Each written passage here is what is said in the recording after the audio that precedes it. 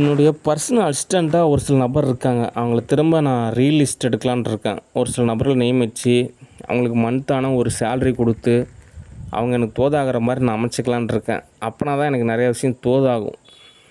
Okay. ஏன் அப்படின்னா ஒரு சில லீடர்ஸே கூட ஒரு சில சூழ்நிலையில், ஒரு சில மமதியில், ஒரு சில அகங்காரத்தில் ஏதோ வகையில் நினச்சிக்கிறாங்க. ஆனால் அது எல்லாமே ஒரு தற்காலிகமான ஒரு நிகழ்வு தான். ஓகே. ஜஸ்ட்டு ஒரு ஜாப் மாதிரி தான். அந்த ஜாபில் ஒரு பொறுப்பு அவ்வளோதான். அதுக்கப்புறம் திரும்ப அவங்க ரியாலிட்டி லைஃப்க்கு கன்வெர்ட் ஆகாமல் அந்த ஜாபில் கிடைக்கக்கூடிய சௌகரியத்தெல்லாம் பயன்படுத்தி அவங்க ஏதோ நினச்சிக்கிறாங்க. அப்படிலாம் கிடையாது. அதனால் லீடர்ஸோட பதவி அப்படின்றது எல்லாமே ஒரு ஒரு ஜாப்பு மாதிரி தான். அது எந்த நேரமானாலும் பறிபோகும். ஓகே. நீங்கள் சரியாக நிர்வகிச்சிங்கன்னா உங்களுக்கு அந்த பதவி வழங்கப்படும். இல்லைன்னா வேறு யார் தான் நிர்வகிப்பாங்க. அதனால் அந்த அகங்கார நிலை இருக்கக்கூடாது. நாம் தான் எல்லாம், நம்ம தான் லீட்ரு, நம்ம தான் அப்படி, நம்ம தான் இப்படி, நம்ம தான் எப்படி அப்படிலாம் நினச்சிட்டு இருந்தீங்கன்னா போதாகாது. ஒரு நியூக்ளியர் வெப்பன் பயன்படுத்துனாங்கன்னா முடிஞ்சு போச்சு, அவ்வளோதான்.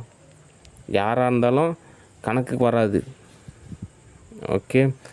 அதனால் லீடர்ஸை பொறுத்த வரைக்கும் அவங்களுக்கு ஒரு ஜாபு, அந்த ஜாபு கரெக்டாக செஞ்சால் போதும். அதுலேயே ஊருப்பட்ட காசு சம்பாதிக்கலாம், நிறையா விஷயம் கிடைக்கும். ஆனால் இவங்க என்ன பண்ணுறாங்க அப்படின்னா, ஏங்க இப்படி ஊழல் பண்ணால் தாங்க சம்பாதிக்க முடியும், ஏங்க அப்படி போனால் தாங்க அப்படி போக முடியும் அப்படிலாம் நினைக்கிறேன். அப்படிலாம் கிடையாது.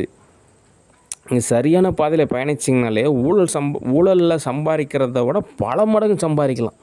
இது யதார்த்த ரீதியாக உண்மை. நிறையா எவிடன்ஸுமே இருக்குது, நிறையா பேருமே இருக்காங்க. சில நாடுகளில் அப்படி தான். அவங்க வந்துட்டு ஊழல் பண்ண வேண்டிய அவசியமே கிடையாது. ஆனால் அவங்க தான் வல்லரசு நாடு. ஓகே. எல்லா விதத்துலையுமே குவாலிஃபைடாக இருப்பாங்க. ஓகே. அதனால் அந்த நிலையில் நோக்கி தான் பயணிக்கணும். அதனால் இந்த தலைவர் பதவியில் அப்படின்னு ஒரு பற்று இருக்கக்கூடாது. ஓகே.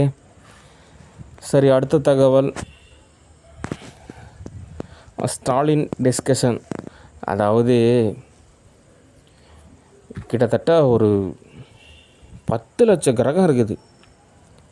அவங்க எல்லா கிரகத்தையும் நிர்வகிக்கணும் அப்படின்னா தான் ரிஸ்க்கு. இருக்கிறது ஒரே ஒரு எர்த் பிளானெட்டு தான்.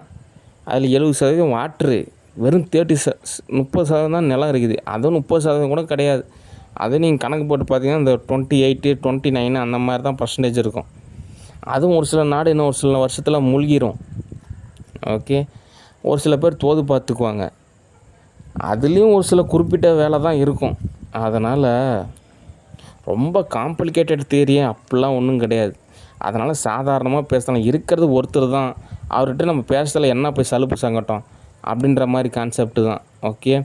அதனால் இதில் சினிங்கிக்கிட்டு தயங்கிக்கிட்டு அப்படிலாம் கிடையாது. ஓகே. அதனால் ஸ்டாலின் அவர்களே, ஒரு ராஜாவாக நான் சொல்கிறது தெளிவான தானே, பொறுமையாக கேட்டுக்குங்க. ஓகே. உங்களோட ஆத்ம நிலையை பொறுத்த வரைக்கும் உங்களோட இத்தனை வருஷம் ஆயிடுச்சு. உங்களுக்கு ஒரு சூழ்நிலை, நம்ம ஆபத்து காலத்தில் நம்ம உதவுறீங்க இவங்க தான் அப்படின்றது நீங்கள் புரிஞ்சுக்கிறதே எவ்வளோ வருஷமாயிடுச்சு. சரி, ஓகே. நீங்கள் என்ன பண்ணுறீங்க அப்படின்னா, யதார்த்த ரீதியாக எர்த் அப்படின்றது ஒரு இயக்கவியல். உங்களோட உணர்வு நிலையில் ஒரு அமைதி, ஒரு பொறுமை, என்ன வேணால் நிகழட்டும், அதெல்லாமே அடுத்த பட்சம்தான். நீங்கள் இயங்கிட்டே இருக்கோங்க. இரவு பகல், இரவு பகல், இரவு பகல், இரவு பகல். பூமி தன்னைத்தானே சுற்றிக்கிட்டே இருக்கும். அப்படின்றப்ப நீங்களும் சுற்றி தான் ஆகணும், வேறு ஆப்ஷன் கிடையாது. ஓகே. அதனால் கர்மா அப்படின்றது ஒரு நிலை இருக்குது. அதாவது செயல், நீங்கள் ஏதாவது செயல் செஞ்சு தான் ஆகணும். ஓகே. ஆனால் செயலோடு உங்களோட நிலையை நீங்கள் மிங்கல் படுத்தாமல் பயணிக்கணும். ஓகே. சரி, அந்த வகையில் உங்களுக்கான செயல் என்ன அப்படின்னா, ஸ்டூடியோ ஒர்க்கு தான், என்னோடய பர்சனல் அசிஸ்டண்ட் ஒர்க்கு தான் உங்களுக்கான பணி. ஓகே. அப்படின்றப்போ அதாவது உங்களுக்கே புரியணும். தலைவர் இப்போது சேலத்தில் இருக்கிறாரு, வேலை இல்லை, அவருக்கு காசு தேவைப்படும். சரி, நம்ம ஒரு நல்ல அவசரத்துக்கு ஒரு 10 கோடி ரூபா காசு அனுப்புவோம். அவர் ஏதாவது செலவு செய்கிறதுக்காவது ஒரு தேவைப்படும். அவருக்கு ஒரு தலைவருக்கு ஒரு வீடு வேணும், ஒரு ஸ்டூடியோ வேணும். தலைவர் படிக்கிறான்றாரு, அதனால் ஒரு காலேஜில் அவருக்கு ஒரு சீட்டு வேணும் அப்படின்றத நீங்களாக புரிஞ்சிக்கணும். இதெல்லாமே நான் சொல்லித்தரணும். ஓகே. தலைவர் காலையில் என்ன சாப்பிடுவார், அதுக்கு தகுந்த மாதிரி நம்ம இப்போயே அரேஞ்ச் பண்ணணும். தலைவர் அங்கே வேறு போகிறன்றாரு, அதுக்கு தகுந்த மாதிரி தோது பார்க்கணும். இப்படி தான் நீங்கள் புரிஞ்சுக்கணும். நானாக ஒவ்வொன்றா சொல்லி கொடுத்துட்டு இருந்தேன்னா நீங்கள் எப்போ புரிஞ்சு நீங்கள் எப்போ செயல்படுத்துறது? ஓகே. அதனால் தலைவர்கிட்ட பொறுத்தவரைக்கும் இத்தனை ஸ்டூடியோ வச்சுருக்காரு. அவர் எப்போ வேணால் எந்த ஸ்டூடியோவுக்கு வேணால் போவார், எப்போ வேணால் படப்பிடிப்பு ஆரம்பிப்பார். அதுக்கு தகுந்த மாதிரி நம்மளும் ரெடியாக இருக்கணும். ஓகே, இனிமேல் நம்ம தலைவர் சொல்கிறது தான் கேட்கணும் அப்படின்ற மாதிரி பக்குவ நிலை வந்தால் தான் நான் ஏதோ சொல்லிக் கொடுக்குறதுக்கு உங்களுக்கு தோதாகும். அப்போனா தான் ஒவ்வொரு விஷயம் தோதாகும். ஓகே, அதனால் உங்களோட ஓஎஸ் அப்படின்றது எனக்கு தோதாகாது. ஓகே, அதனால் என்னோடய ஓஎஸ் அப்படின்றது நீங்கள் அதுக்கு பழக்கப்படணும். ஓகே, அதனால் கேஷு தான் எனக்கு தேவை. ஓகே, ஒவ்வொருத்தருக்கும் ஒவ்வொரு பதில் இருக்குது, எல்லாருக்கும் ஒரே பதில் கிடையாது. அப்படி ஒரே பதில் சொன்னால் அப்படின்னா அது தோதாகாது.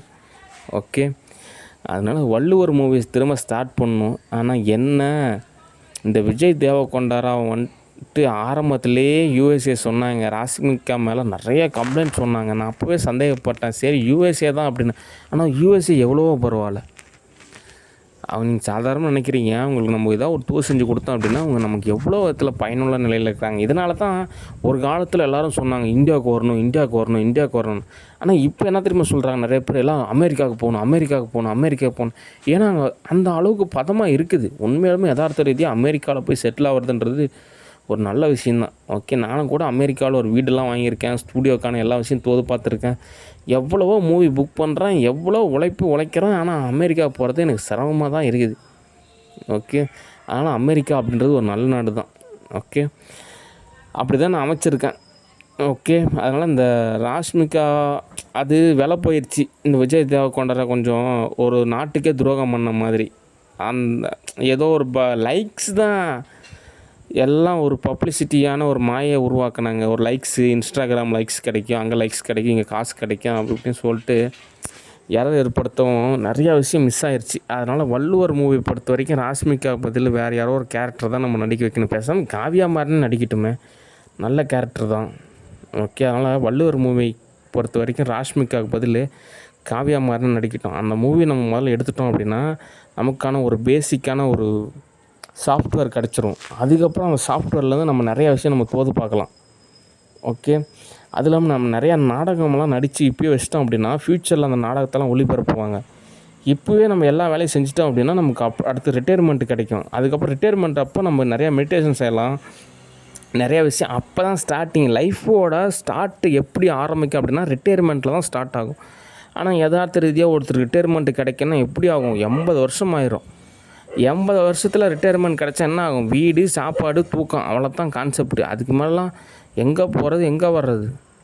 ஓகே, அதனால் ரிட்டையர்மெண்ட்டுக்கு அவ்வளோ தூரம் போகிறதுன்றது ரொம்ப ரிஸ்க் ஆகுது. அதனால் நம்ம செய்ய வேண்டிய வேலையை கரெக்டாக செய்யணும். அதுக்கு நீங்கள் நேரில் வரணும். அவங்களோட உணர்வுகள் எல்லாத்தையும் எனக்கு புரியுது, அதெல்லாம் நம்ம எக்ஸ்பிளைன் பண்ணிட்டு இருந்தால் போதாகாது. ஓகே, நான் நிறையா புக்ஸ் எழுதியிருக்கேன். பாலாஜி அண்ணா அவர் கேட்ட மாதிரி 2 புக்ஸ் எழுதி கொடுத்துட்டேன். அதை வந்து பிரிண்ட் பண்ணணும், இன்னும் நிறையா புக்ஸ் எழுதணும்.